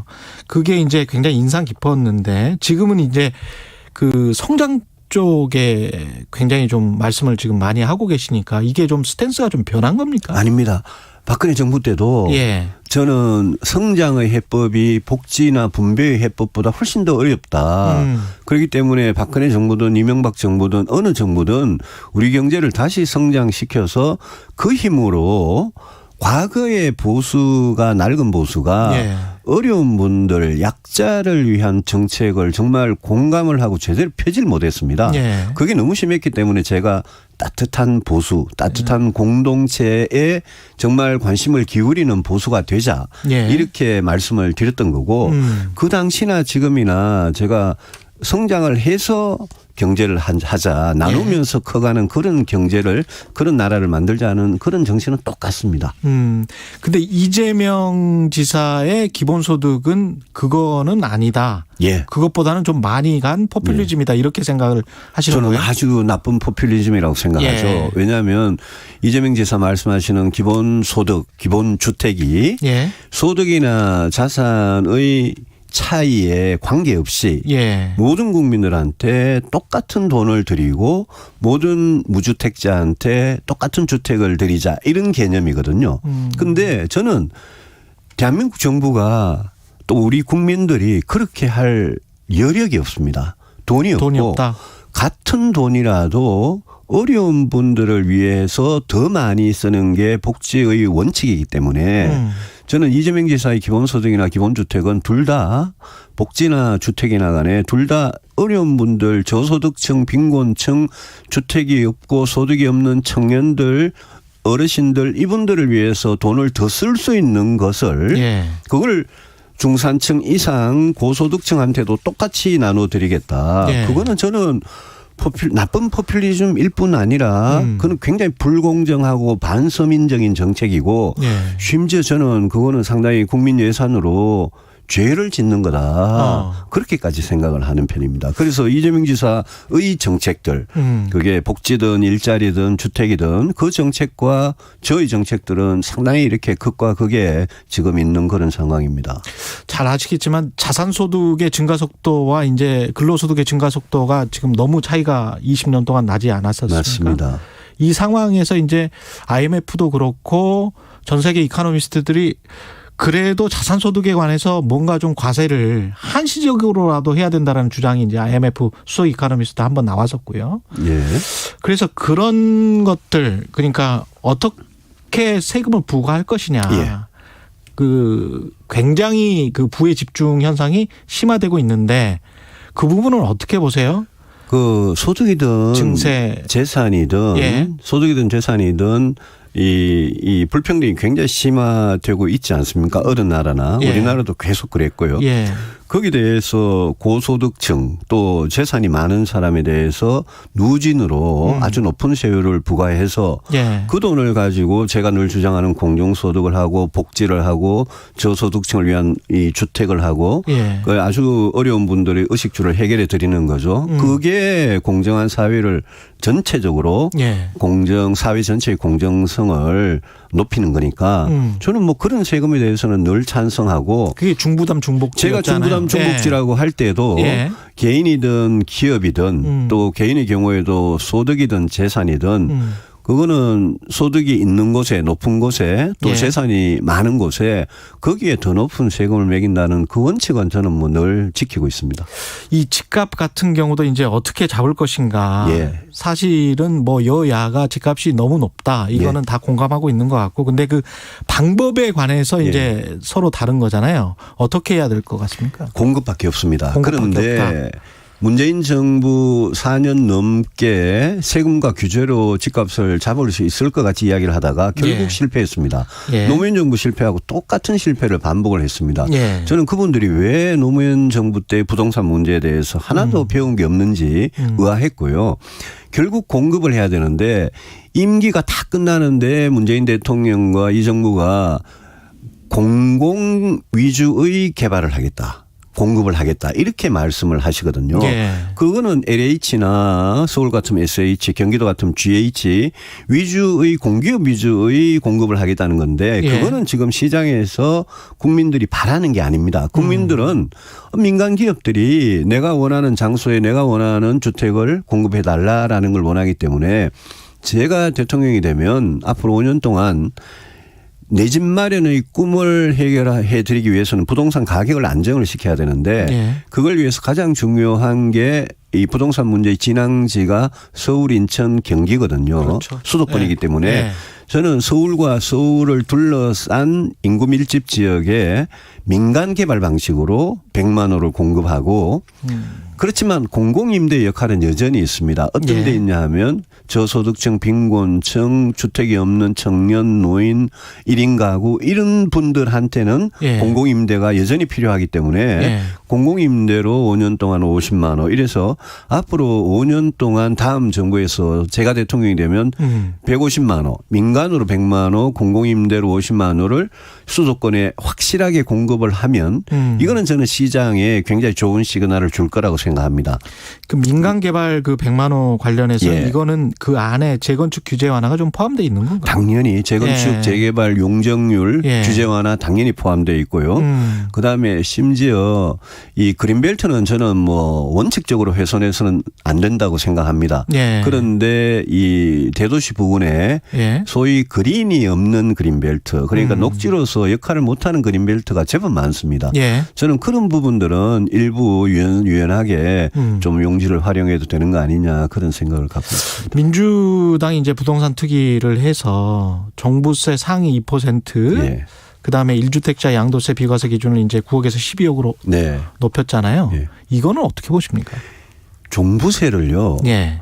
상위 2% 그러니까 주택과 토지의 부동산의 가격과 아무 관계없이 그냥 상위 2%로 잘라가지고 상위 2%는 무조건 세금을 내라. 이런 식의 세금은 우리 헌법에서 세금의 종목과 세율은 그거는 법으로 정한다. 예. 이렇게 되어 있고 그 법으로 정해야 이제 납세의 의무를 지는 그 조세 법률주의를 이야기하고 있는데 예. 그게 전부 다 대상과 과세의 대상과 또 거기에 세율 이거를 가격에 대해서 매기는 겁니다. 집값이든 예. 뭐 어떤 자산이 가격이든. 예. 그런데 2%라는 사람의 숫자로 그렇게 자르는 것은 그거는 저는 헌법에 위배되는 조세 법률조에 위배되는 거고 그렇게 되면 아파트나 주택 가격이 내릴 때도 있지 않겠습니까? 예. 그런데 이게 가격이 등락을 왔다 갔다 하는데 자기가 세금 가격이 내려도 세금을 내야 되는 이런 모순이 발생하고요. 그 양도세의 경우에 기준을 9억에서 12억으로 올린 거는 그거는 저는 잘한 거라고 생각을 합니다. 예. 다만 민주당이 지금 하고 있는 세법 중에 그 장기 보유자 예. 그러니까 1주택자인데 예. 1주택인데 장기 10년 이상 장기 보유 하신 분들에 대해서 80%라는 공제 혜택을 지금 주고 있었는데 그랬죠. 그 공제 혜택을 줄이는 네. 그런 게 법안에 포함되어 있는데 그거는 우리가 단기 투기를 방지하기 위해서 장기 보유를 유도하기 위해서 특히 그랬었죠. 1주택밖에 집 한 채밖에 없는 분들한테는 예. 그거를 오래 공제 살아라. 혜택을 예. 드렸거든요. 그런데 오히려 그 공제 혜택을 줄이는 거 이거는 저는 좀 잘못 거꾸로 가고 있는 거라고 봅니다. 그 윤석열 파일과 관련해서 잘 안 여쭤볼 수가 없을 것 같아요. 아는 게 없습니다. 예. 그 전원 정치의 한계와 관련해서는 이제 거의 모든 언론이 지적을 지금 하고 있습니다. 예. 일단 그 부분은 어떻게 보세요? 대변인으로 지금 이야기하는 것. 제가 이렇게 정치인으로서 예. 오늘 이 라디오 스튜디오에 나와서 국민들께 말씀을 드리는 게 예. 제가 정치하면서 국민들 한 분 한 분 다 찾아뵐 수 없지 않습니까? 그렇죠. 예. 그러니까 언론을 통해서 이 말씀을 드리고 언론을 통해서 이 말씀드리는 게 또 부족할 때는 요즘 소셜미디어 뭐 페이스북이든 인스타든 유튜브든 거기를 그렇죠. 통해서 말씀을 드리는 게 예. 이게 정치인이 직접 국민들께 말씀을 드리는 게 그거는 뭐 소통의 기본 아니겠습니까? 문재인 대통령께서 집권하시고 4년 동안 이 불통 논란 늘 대리인을 내세워서 곤란한 일이 있을 때마다 예. 누가 대신 이야기하고 예. 좀 이렇게 아주 폼나는 그런 일이 있으면 대통령께서 짠 나서 가지고 예. 또 이렇게 하고 그런 부분에 대해서 국민들께서 지금 진정한 소통이 아니다 그랬지 않습니까? 제가 윤 총장 보면서 지난 한 서너 달 동안 자꾸 대리인이나 측근이나 이런 사람들 입을 통해서 윤 총장의 생각이 전해지는 것 그게 예. 전원 정치라는 거 아닙니까? 예. 저는 그거는 좀 소통의 방법으로서 바람직하지 못하다. 바람직하지 않다. 예, 예. 그게 곧 이제 출마 선언을 뭐 곧 하신다고 언론에 보도됐습니다만 이제는 직접 이렇게 국민들한테 직접 소통을 하지 않겠냐 그렇게 기대를 합니다. 파일과 관련해서는 홍준표 의원도 본인이 직접 이게 의혹인지 사찰인지 확실하게 밝혀라. 검증할 거 있으면 검증 받아라. 뭐 이런 말씀을 하셨더라고요. 저는 파일에 대해서는 아는 바가 전혀 없습니다. 예. 뭐 본 적도 없고요. 다만 뭐 포털이나 이런 데 이렇게 돌아다니는 그런 네거티브는 예. 윤 총장뿐만이 아니라 뭐 저한테 대해서도 뭐 제법 있겠죠. 근데 저는 그렇게 생각합니다. 예. 대통령 선거는 이거는 미래를 위한 선택 아니겠습니까? 예. 그러니까 만약 근거가 없는 그런 파일들 그게 돌아다닌다면 그거야 뭐 국민들께서 알아서 현명하게 판단하실 거고 예. 우리가 과거보다는 과거에 어땠다 이런 것보다는 저 미래를 위한 그런 선택이 돼서 후보들이 다 네거티브 선거보다는 포지티브 선거를 했으면 좋겠고요. 예. 후보 개인으로서 이거는 뭐 윤 총장뿐만 아니라 저도 마찬가지고요. 후보 본인으로서 예컨대 도덕성이나 예. 또 정책 능력이나 그런 데 대해서 국민들께서 궁금해하시는 부분이나 의혹이 제기된다면 예. 그거는 어느 후보든 거기에 대해서 명쾌하게 사실관계가 이렇다라고 해명할 의무는 있다고 생각합니다. 도덕성이나 정책 역량과 관련해서 혹시 모를 만일의 사태에 대비해서 국민의힘에서 플랜 B를 준비를 뭐 최재형, 김동연 이런 말이 나오고 있잖아요. 예, 그거는 어떻게 생각하십니까? 지금 국민들께서 많은 국민들께서 예. 정권 교체를 열망하시고 예. 그런 국민의 열망에 부응하기 위해서는 최소한 야권의 후보가 단일화돼서 가장 경쟁력 있는 후보를 내서 정권 교체를 해야 된다. 예. 그 대의 명분에 대해서는 저는 뭐 어느 후보도 거절할 수가 없다고 생각합니다. 들어와라. 예. 저는 당연히 국민의 힘이 어떤 플랫폼이 돼서 우리가 늘 열려 있고 예. 공정한 룰을 그렇게 제시할 수 있다면 저는 바깥에 계시는 분들도 다 들어올 거라고 생각하고요. 예. 저희 당이 무슨 뭐 플랜 A를 갖고 있다가 플랜 B, 저희들이 한 플랜을 한 10까지 갖고 있습니다. 그래서 예. 뭐 플랜 A, 플랜 B는 예. 그거는 이제 언론에서 하시는 말씀이고 예. 어떤 후보, 어떤 정치인이든지 이번에 정권 교체를 하는데 자기가 후보가 돼서 해보겠다. 그런 분이 있으면 자기는 왜 대통령이 되려고 하는지 비전과 정책을 가지고 국민 앞에 당당히 토론을 통해서 경쟁력을 검증받고 그리고 후보가 되는 거죠. 저도 그 길을 가고 있고요. 근데 이제 윤석열 전 총장 같은 경우는 뭐 정권에 그 탄압을 당했다라는 일종의 이제 스토리가 형성이 된 건데 최재형 감사원장 같은 경우는 헌법기관이 정치적 중립성을 요구받는 헌법기관이 끝내고 그냥 이거 나오겠다. 이거는 좀 이상하지 않습니까? 이건 좀. 그 부분도 예. 국민들께서 저는 판단을 하리라고 생각합니다. 아까 예. 뭐 전원정치 말씀하셨는데 예. 제가 전원정치 같이 그런 일종의 대리인을 내세워서 하는 대리인 정치 바람직하지 못하다. 또 검찰총장을 하다 나왔다. 감사원장을 하다가 바로 대선에 출마한다. 이런 부분을 제가 뭐 경쟁을 하는 상대방으로서 예. 그걸 뭐 제가 입으로 비판하기보다는 그거는 국민들께서 판단하실 부분이라고 생각합니다. 알겠습니다. 여기까지 듣겠습니다. 말씀 감사하고요. 국민의힘 대권주자 유승민 전 의원이었습니다. 고맙습니다. 예, 고맙습니다. 예. 공정, 공익, 그리고 균형. 한 발짝 더 들어간다. 세상에 이익이 되는 방송. 최경영의 최강시사.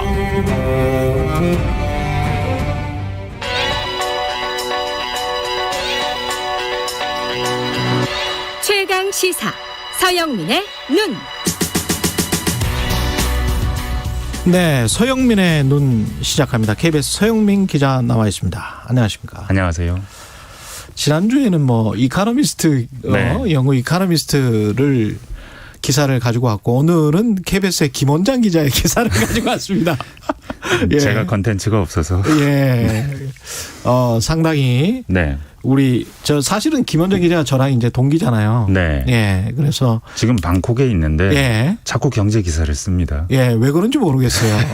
방콕에서 취재하지 원자가. 네. 근데 이 보통 경제 기사는 반응이 별로 없어요. 근데 어제 출고된 기사는 뭐 포털에서도 뭐 댓글이 한 수천 개가 달리고 KBS 홈페이지는 더더욱 반응이 없는 홈페이지거든요. 근데 여기도 댓글이 한 100개 그렇게 이야기하지 마세요.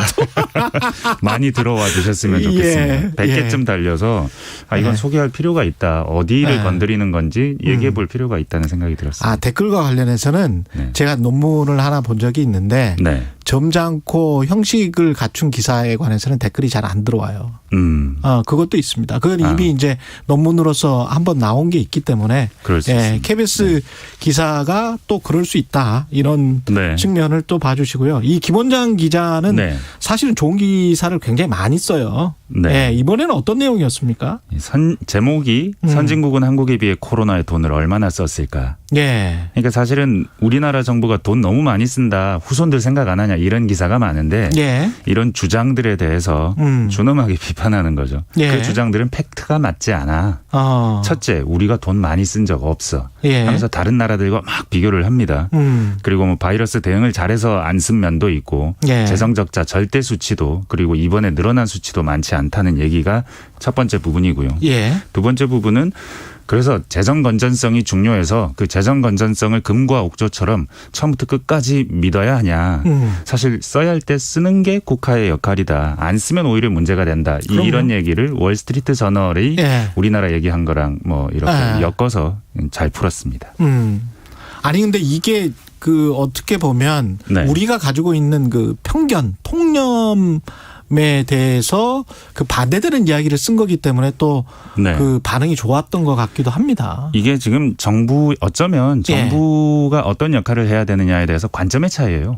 뭐 이렇게 비판하는 사람이 있는데 이렇게 나는 다르게 생각한다는 건데. 그렇죠. 근데 독자 반응은 그냥 단순한 다른 의견으로 나오지 않았단 말이죠. 예. 오랜만에 기사를 정독했다는 반응, 기사 보고 울 뻔했다는 반응도 있고요.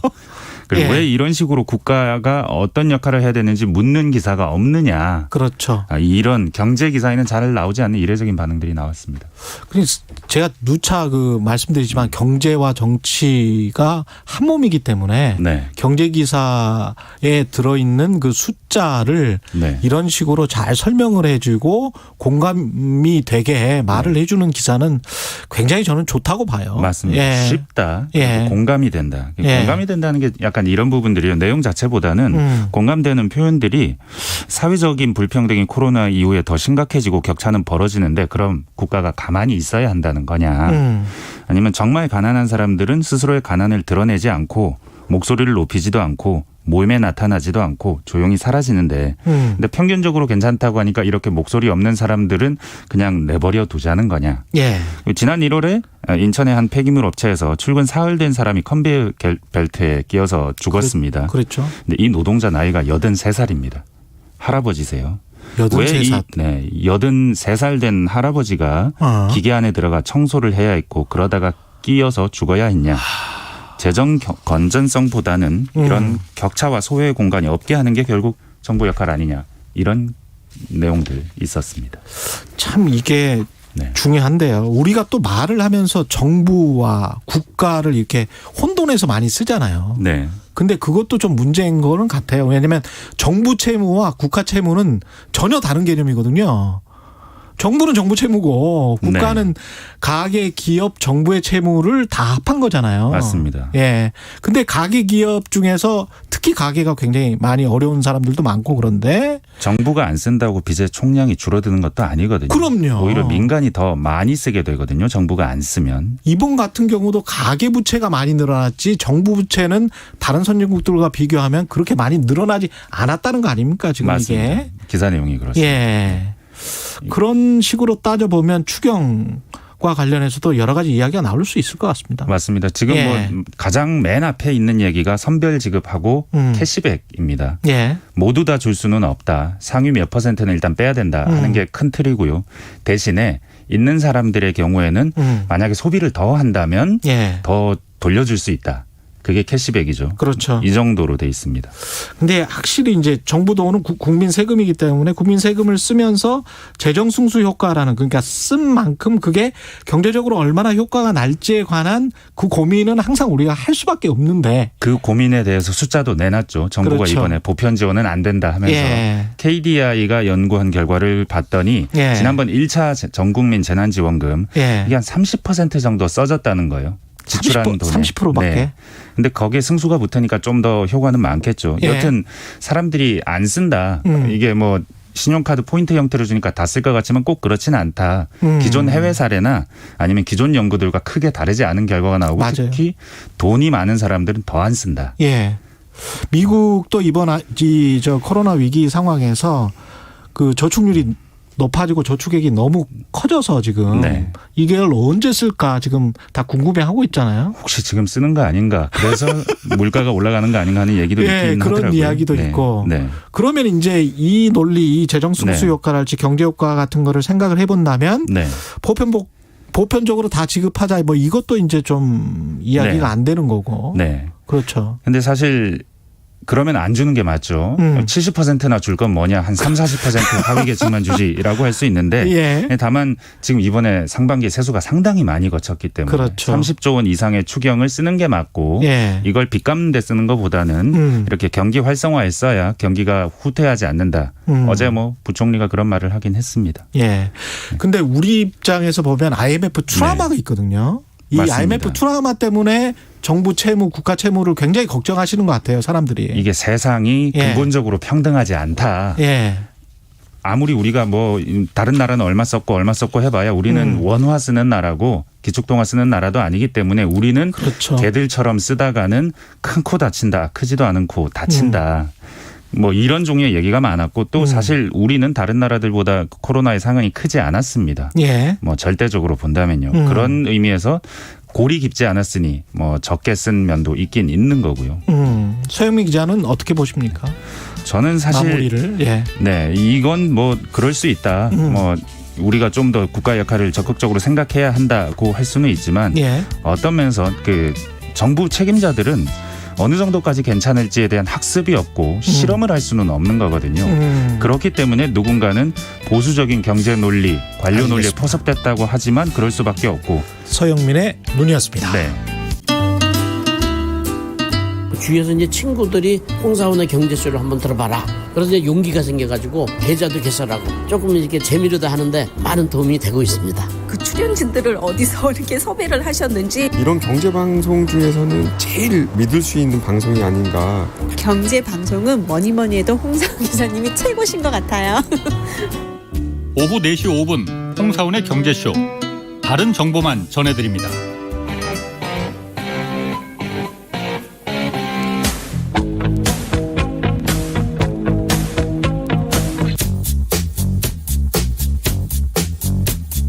몸이 먼저 반응하는 음악이 있습니다.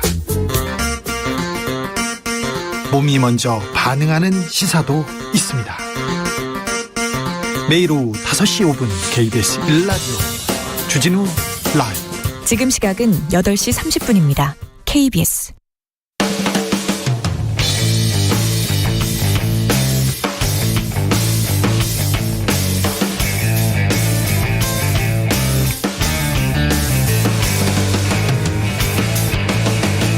최경영의 최강 시사.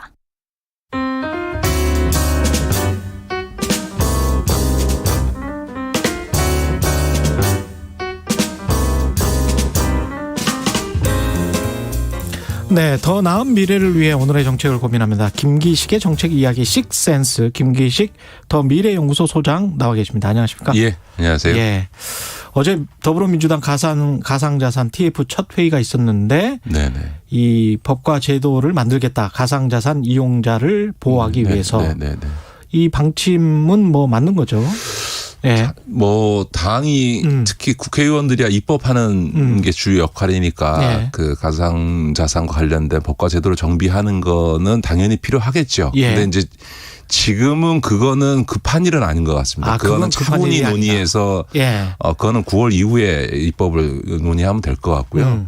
지금 급한 거는 제도를 만드는 문제가 아니고 9월 24일까지 대다수의 거래소가 이제 폐쇄되고 대다수의 작고인이 다 상장 폐지되는 상황에서 발생하는 피해를 어떻게 최소화시킬 거냐. 또 그 과정에서의 불법 행위를 저지른 자들에 대해서 어떻게 단죄할 거냐라고 하는 이 9월 24일까지 특검법 시행에 따른 거래소 폐쇄와 상장 폐지, 코인 상장 폐지에 따른 이 대책, 이게 훨씬 더 중요한 것 같고요. 그거는 정말 금융위와 검찰, 경찰, 국세청 등 소위 사정기관이 지금은 중심이 돼야 된다 이런 겁니다. 예를 들어서 지금 거래소들이 그 이른바 자코인들을 중심으로 지금 상장 폐지를 쭉 해나가고 있지 않습니까?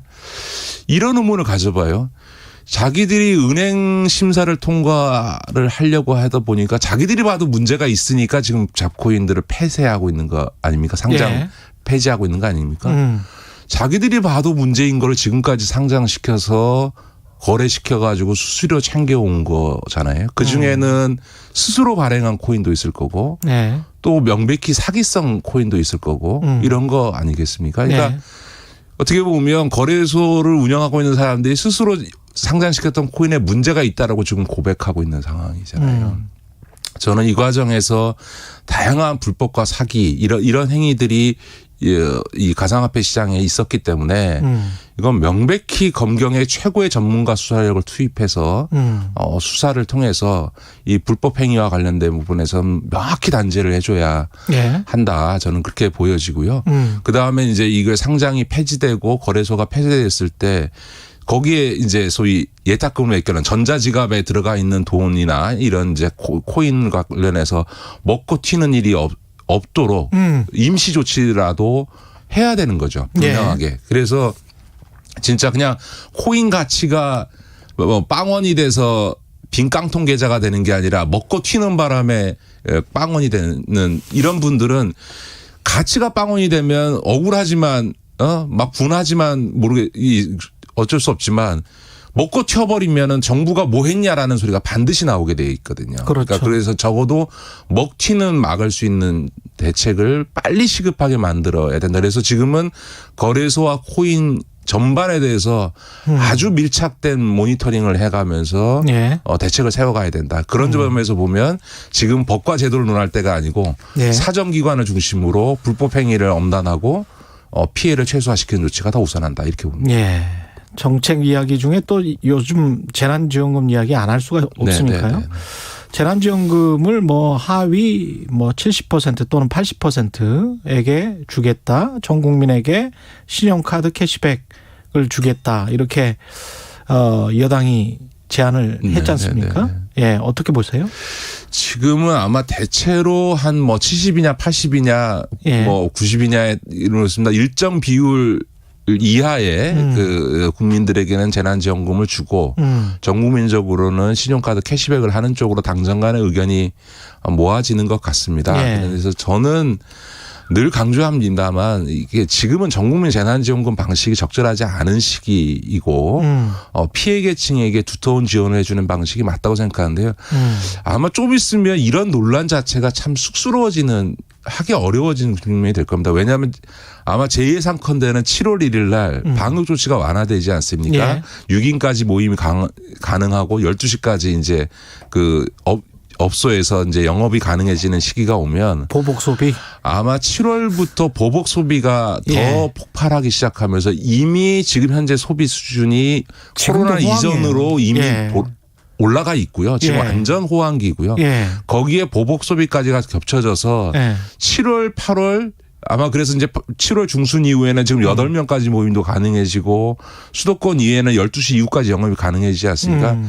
그러니까 이제 소비 폭발의 시대를 이제 보시게 될 거고요. 이제 예. 이제 백신 물량도 거의 우리 정부가 다 확보를 했기 때문에 제가 단언하는데요. 전 세계에서 우리나라가 백신 접종률 1등 하는 거는 시간 문제다. 워낙 속도전을 잘하기 때문에. 그리고 우리나라 예. 국민들은 백신 접종 안 하고 미국이나 유럽 같은 데는 백신이 없어서가 아니라 안 맞겠다는 한 30%를 맞추는 게 맞아요. 지금 어려울 겁니다. 왜냐하면 지금 5주가 안 맞으니까 오히려 이 복권 줘서 당첨되면 11억 하고 심지어는 어느 주에서는 남녀 간의 젊은 애들이 안 맞으니까 남녀 간의 미팅을 주선해 주는 쿠폰 주는 걸 가지고도 백신 유인을 맞으라고 유인하고 있는데 그래도 안 맞거든요. 근데 거기는 또 뚝뚝 떨어져서 살기 때문에 가서 맞추기도 쉽지 않아요. 맞습니다. 근데 그거에 비해서 아마 우리나라 국민들은 아마 90% 이상 자발적으로 다 맞으실 거기 때문에 전 세계 백신 접종률 1등이 될 거고요. 그렇게 되면 영업 제한 풀리고 백신 맞는 올 하반기에 이 소비 폭발은 아마 건국 이래 최대일 거라고 저는 보는데. 건국 이래 최대. 그럼요. 소비 폭발이 될 것이다. 이미 4월 달, 5월 달에 이미 물가 상승률이 2%가 넘어가고 있는 상황이기 때문에. 그렇죠. 자, 그런데 그러면 이제 무슨 자영업이 어려운 자영업을 지원해 줘야 된다. 뭐 코로나로 인해서 고통받는 국민들을 위로해야 된다. 이런 얘기하는 것 자체가 아마 쑥스러워지죠. 이제 그런 얘기는 상황에 안 맞는 이야기가 되는 거다. 그런 점에서는 사실은 이 재난지원금 논의가 7월 달만 가서 논의해도 전 국민 줄 거냐 선별할 거냐에서 전 국민 주자는 소리를 하기가 어려워져요. 네, 저는 그런 점에서는 전 국민 재난지원금 방식은 시기적으로도 이제 적절치 않다. 금통위에서 나중에 이제 어떻게 결정할지는 모르겠습니다만 한국은행이 금리 인상을 연내 한 2번 정도 할 것 같다라고 지금 전망이 나오고 있지 않습니까? 그런 상황에서 이제 재정 지원은 좀 하위층으로 두텁게 하자 이런 말씀이시잖아요. 그러니까 이제 금리 부분은 주식시장이나 자산시장에 미치는 영향이 크니까 지난번에 제가 미국 연준이 내년 초에는 금리 인상할 것 같다라고 했더니 우리 최 기자가 그렇게 빨리요? 왜냐하면 공식적으로는 본인들이 2023년 이렇게 얘기했는데 제 예상대로 지금 그 금리 인상 시기를 땡겨서 내년쯤에는 할 걸로 지금 미국이 보이는데요. 그거보다 우리가 선제적으로 빨리 할 수도 있지 않냐, 해야 되는 거 아니냐라는 얘기가 나오긴 합니다만 제가 보기에는 이주열 행장의 성향상 아마 미국보다 우리가 먼저 금리 인상을 단행하지는 안 하고 못 할 거다. 이주열 행장이 그 정도의 이 배포가 있는 분이 아니기 때문에. 그렇게 보시는군요. 네. 그래서 아마 말은 그러니까 근데 이제 원래 금리라고 하는 것에 대해서는 실제적 조치 이전에 사인을 주는 것을 통해서도 시장에다 그렇습니다. 영향을 미치거든요. 그렇습니다. 사실 지금 미국 연준이나 파월이 저렇게 얘기를 하는 것도 사실은 우리 빨리 할 수 있어라는 말을 통해서 시장에다가 시그널을 줘가지고서는 어떤 영향을 미치겠다라고 하는 거기 때문에 지금 한은의 올해 조기 금리 인상 가능성은 어떻게 보면 말을 통한 어떤 신호주기라고 봐야 되고요. 실제로는 아마 미국의 금리 인상이 단행되어야 그쯤에서 이렇게 따라서 하지 않을까. 그래서 어쨌든 올해 우리나라나 미국이나 금리 인상이 될 가능성은 크게 높지 않다고 보고요. 만약에 진짜 보복 소비로 인플레 문제가 확 뛰면 파월도 지금 이제 한 2%로 진정될 거다 이렇게 보고 지금 금리 인상 시기를 보고 있는 건데 만약 미국의 그 물가 인상률이 2%가 아니라 이 코로나 그 백신 접종이 확 늘면서 확 올라가게 되면 그러면 이제 파월도 올 연말쯤에는 금리 인상을 마지막 연준 회의 때는 할 수도 있죠. 그러나 현재로서는 아마 내년 인상이 거의 유력하지 않나 봅니다. 이 부분에서는 저는 김기식 소장님이랑 약간 입장이 다릅니다. 한국은행이 먼저 할 것이다. 올해. 나중에 이제 올 연말에 한번 보죠. 올 연말에 이거 전망이니까 이거. 이거 무슨 근거로? 아니 뭐 제 나름대로 근거가 있어요. 알겠습니다. 2009년에 금융위기 때도 한국이 먼저 했거든요. 근데 그때 상황과 지금의 경제 상황을 생각해 보면 충분히 할 만한 여지가 있다. 아무리 저는 이주열 한국은행 총재가 얼마나 소심한지는 몰라요. 모르지만 경제 상황만을 저는 객관적인 요소보다는 이주열 행장의 개인의 배포와 성향으로 볼 때 그런 정도로 를 감당할 배포가 있는지는 잘 모르겠습니다. 알겠습니다. 청와대가 박성민 청년비서관을 임명을 했는데 야권과 언론 일부 언론에서 이게 25살 대학생을 1급 비서관으로 발탁한 것은 공정하지 못하다. 청년들에게 상대적 박탈감을 불러일으킨다. 이렇게 지금 이야기를 하고 있는데요. 이건 어떻게 보십니까? 저는 한편에서 황당하고요. 또 하나는 이렇게 그 2030 세대의 어떤 중요성, 역할 또 세대적 문제가 부각되고 있음에도 불구하고 오히려 이 연령 문제에 있어서는 20년 후퇴했다 이런 느낌을 받습니다. 예를 들면 세계적으로 보면 지금 핀란드 총리가 34살의 총리가 됐고요. 지금 미국에서 32살의 여성인 칸이라고 하는 그 박사학위 하나 쓴 교수 한 분이 지금 미국의 연방거래위원회에서 지금 그 아마존이니 32살. 뭐 페북이니 이거를 지금 분할하는 결정을 할지도 모른다라는 얘기가 나오는 우리 공정거래위. 그렇죠. 우리나라 공정거래위원회에 해당되는 그 장관급 위원장의 32살 이 임명이 콜롬비아 됐어요. 대학 그 교수죠. 그렇죠. 그런데 이 뭐 장관도 차관도 아닌 1급 비서관의 24살을 여성을 기용했다고 해서 파격인이 이렇게 얘기하는 것도 참 또 한편 이렇습니다. 그러니까 사실은 문재인 정부 들어서 제가 아쉬운 것 중에 하나가 청와대와 내각의 평균 연령이 박근혜 정부보다 높았거든요. 그런데 사실은 문재인 대통령이 비서실장이었던 참여정부 시절에는 30대에 다 비서관이었고요. 40대에 수석 장관을 다 했습니다. 그랬군요. 그러니까 20년 전에 그렇게 했는데 갑자기 요즘은 50대가 돼서도 50대 비서관을 아직도 하고 있고 장관은 다 60대가 돼야 장관하는 것처럼 돼 있는 이게 오히려 세대적으로는 더 후퇴한 거죠. 저는 그런 점에서 연령이 어떤 직급의 임용에 있어 논란이 되는 것 이거야말로 한국사의 특수성이죠. 그러니까 제가 어느 칼럼에도 썼습니다만 대한민국에서 나이는 깡패 같아서 최고의 기득권이 나이가 되고 있는 거 아닙니까? 저는 이런 문화는 좀 바뀌어야 된다. 저는 그렇게 봅니다. 아니 그리고 뭘 했냐라고 이제 이런 질문을 하기도 하는데 생각해보면 이준석 지금 당대표도 2011년에 한나라당 비상대책위원이 될 때 아무것도 안 하고 그냥 발탁됐거든요. 아니, 이런 거죠. 그냥 네. 발탁은 됐어요. 맞습니다. 그때 무슨 어떤 업적이 이 20살 청년에게 무슨 엄청난 업적을 바랄 수는 없는 거 아닙니까, 우리가? 아니, 오히려 거꾸로 생각해야 됩니다. 네. 예를 들어서 경험이 있는 사람에게 어떤 자리를 줘야 된다고 하면 네. 다 50대가 다 해야죠. 근데 거꾸로 경험 많은 걸로 따져서 지금 예를 들어서 50대를 청년 비서관이라고 임명하면 뭐라 그러겠어요. 무슨 꼰대 세대가 청년 정책 만드냐. 지금 많이 일부 네티즌들에서 그런 얘기가 나온다는데, 아니, 그 5급 사무관 시험 봐서 들어가도 1급 되는데 30년 걸린다. 그러면 이제 30년 걸려서 1급 되는 걸로 얘기하면 다 50대 되는 거거든요. 예. 그래서 지금 50대를 그럼 청년 비서관 시키란 말이냐라고 예. 하는 점에서 적절치 않은데, 무엇보다 경험을 갖고 얘기하면 안 되는 게요. 예. 기회를 줘야 경험할 거 아닙니까? 아니, 뭐 때문에 안 되고 뭐 때문에 나이 어려서 안 되고 이러면 경험할 기회를 안 주는데 무슨 수로 경험을 해서 국정을 운영하겠어요. 오바마 대통령이 당선됐을 때 우리나라 연설기획비서관에 해당되는 그 스피치라이터가 28살이었습니다. 28세? 전 세계를 움직이는 그 미국 대통령의 모든 연설을 담당하는 비서관이 28살이었습니다. 대통령 선거 기간부터 시작하면 딱 지금 박성민 비서관 나이 때부터 시작해서 오바마 옆에 붙어서 대통령 후보의 말을 다 그 사람이 쓴 거거든요. 그러니까 우리가 나이에 관련된 너무 고정관념이 있는 거라고 저는 생각합니다.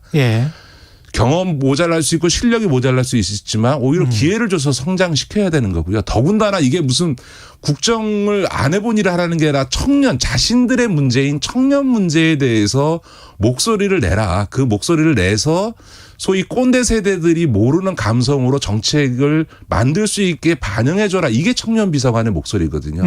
다 목이란 말입니다. 그래서 청년 비서관이 주택 정책이나 고용 정책을 다 만들고 입안하고 확정 짓는 권한이 있는 게 아니고 그런 걸 만드는 과정에서 동세대의 목소리를 반영하라고 임명한 자리가 만들고 임명한 자리가 청년 비서관이기 때문에 그런 점에 있어서는 박성민 비서관은 그 역할을 하기에 충분한 경험과 역량을 갖고 있다고 봐야죠. 예, 여기까지 하겠습니다. 말씀 감사하고요. 지금까지 김기식 더 미래연구소 소장이었습니다. 고맙습니다. 네, 고맙습니다. KBS 1라디오 최경영의 최강시사 듣고 계신 지금 시각 8시 46분입니다. 이 시각 출근길 교통정보입니다. 성수대교 사고 처리 끝났습니다. 강남 압구정동 쪽으로 가는 차량이 많이 밀렸는데요.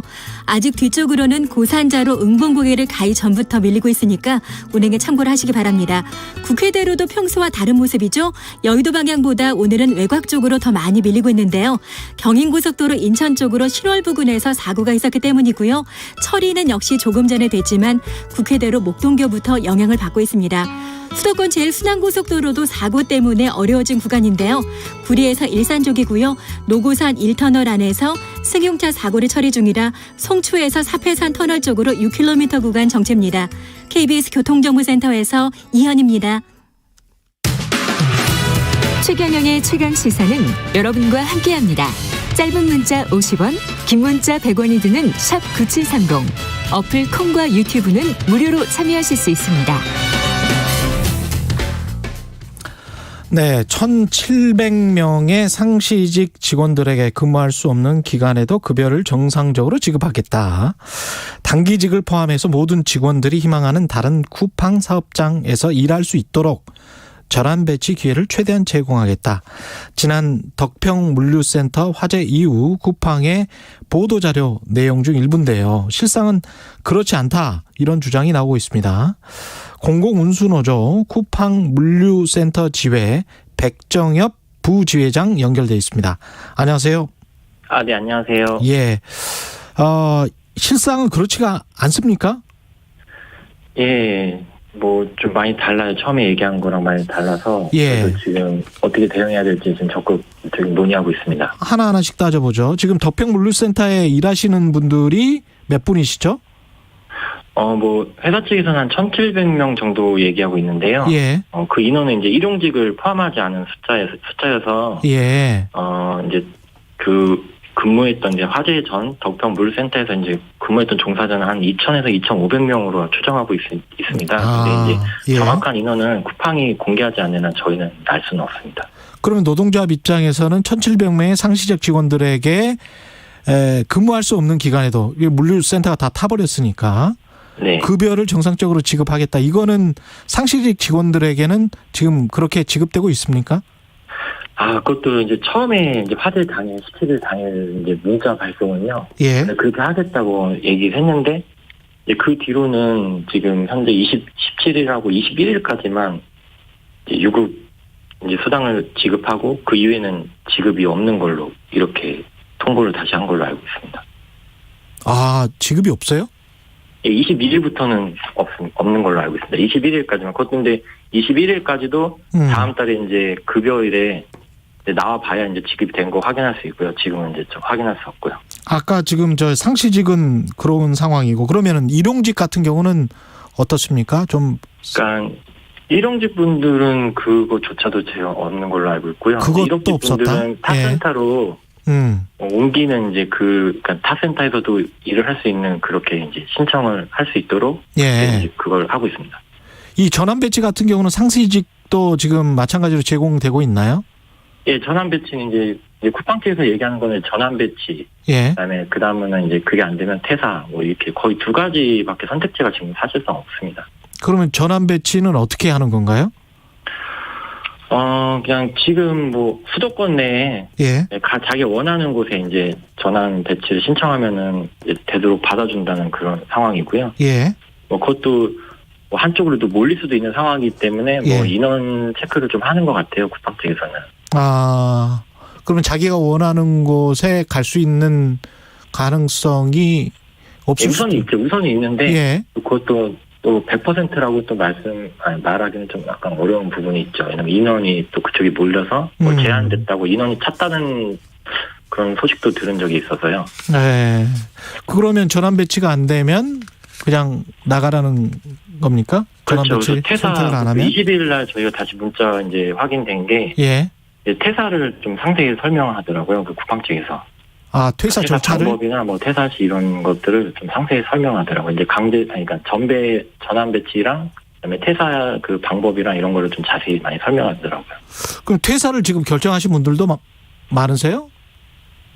예, 좀 있죠. 왜냐면 그러니까 저희 노조 밴드의 한 분이 올린 글 보면은 덕평 이제 물센터에서 5년 일하신 분이래요. 이제 그분이 이제 전환 배치를 신청했고 다 하루 만에 퇴사를 했습니다. 왜요? 그러니까 새로운 공정, 그다음에 새로운 사람, 새로운 환경 잘 해보려고 자기도 이제 했는데 막상 가서 한 하루를 채 못 버티신 거죠. 근데 전환 배치 가서 다른 물류센터에서 일해 보니까 똑같더라?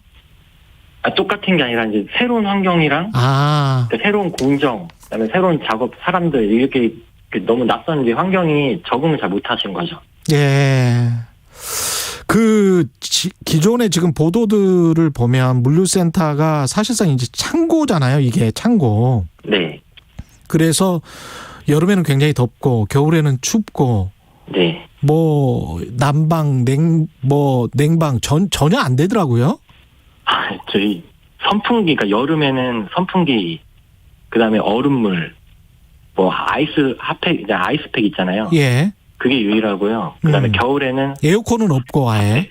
에어컨은 없습니다.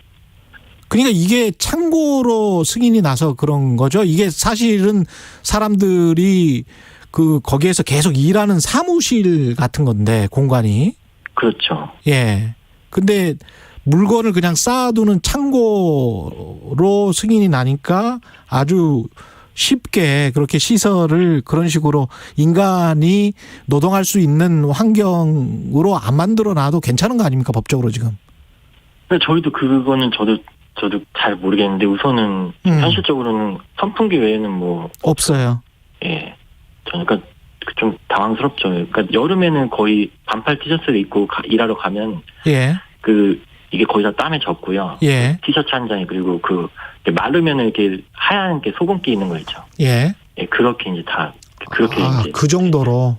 예. 그래서 이제 오히려 그 표시가 일 좀 열심히 했구나 이제 오히려 그렇게 판단하게끔 하는 정도로 그 정도입니다. 이번에 불난 것도 그 선풍기 그 콘센트 그쪽에서 난 것 같잖아요. 예. 예. 이게 그래서 선풍기가 그러니까 계속 여러 대를 설치해 놓고 그냥 돌리는가 보죠. 선풍기만. 그러니까 그렇죠. 계속 거의 뭐 20시간 정도는 계속 틀어져 있고요. 다른 게 없으니까 냉방 기구가 없으니까 거의 틀어져 있고 저희 뭐 덕평 물류센터만 그런 게 아니라 저희 이제 제가 일하는 인천 사센터도 작년에 여름에 선풍기 불이 났어요. 예. 근데 이제 그 관리자 한 분이 소화기로 바로 꺼가지고 그 포상까지 받는 정도. 그래서 이제 그거를 이제 게시판에 이렇게 공개하기도 했고 이제 그런데도 전혀 이제 고쳐지는 게 없었으니까 지금 이번에 덕평 물센터 화재 사건은 진짜 어떻게 보면은 미리 예측 가능한 부분인데 대처가 안 됐던 거죠.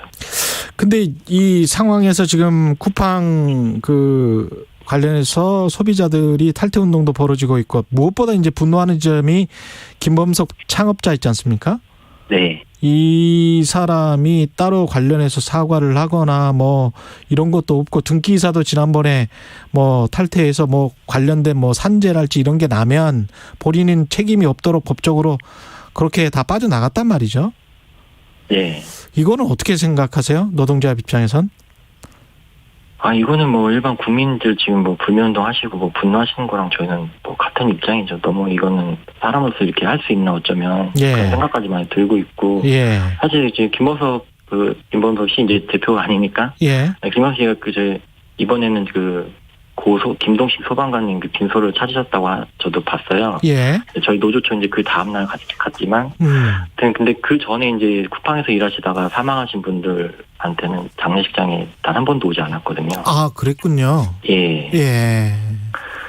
그러니까 정말 뭐 무슨 의도인지는 모르겠지만 이번에는 그래도 뭐 다행스럽게 찾아오셔가지고 뭐 모든 지원하겠다 뭐 이렇게 기사 내용도 봤긴 한데 그 전에는 한 번도 찾아온 적은 없었습니다. 좀 나아질 것 같습니까? 어떻게 보세요? 회사 측의 반응은 이후에? 이게 쿠팡이라는 회사 자체가 이렇게 좀 대응이 소통이 그 창구도 없고 대응이 이렇게 반응이 없어서 사실 없는 편이에요. 그래서 저희도 이제 섣불리 뭐 이렇게 판단하기 좀 어렵지만 그래도 저희 노조에서는 지금 최대한 열심히 해보려고 지금 노력하고 있고요. 조만간 이제 좀 교섭 저희도 해야 되거든요. 이제 상견례 요청서도 보냈고 교섭안도 보냈는데 이제 이번 덕평 물센터 이제 화재 사건도 있고 해서 어떻게든 잘 저희도 대응해야 되고 그다음에 그분들 지금 고용 안정도 보장해야 되는데 그런 부분에서 이제 쿠팡 입장에서는 좀 적극적으로 좀 같이 교섭에 참여하자고 하죠. 응해줘야 된다. 그렇죠. 그래서 국민들 분들이나 이제 언론에서 좀 이거 좀 관심 있게 지켜봐 줬으면 저희는 감사하죠. 알겠습니다. 여기까지 듣겠습니다. 고맙습니다. 네, 감사합니다. 지금까지 공공운수노조 쿠팡 물류센터 지회의 백정엽 부지회장이었습니다. 6월 24일 목요일 KBS 1라디오 최경영의 최강시사 오늘은 여기까지고요. 저는 KBS 최경영 기자였습니다. 내일 아침 7시 20분 다시 돌아오겠습니다. 고맙습니다.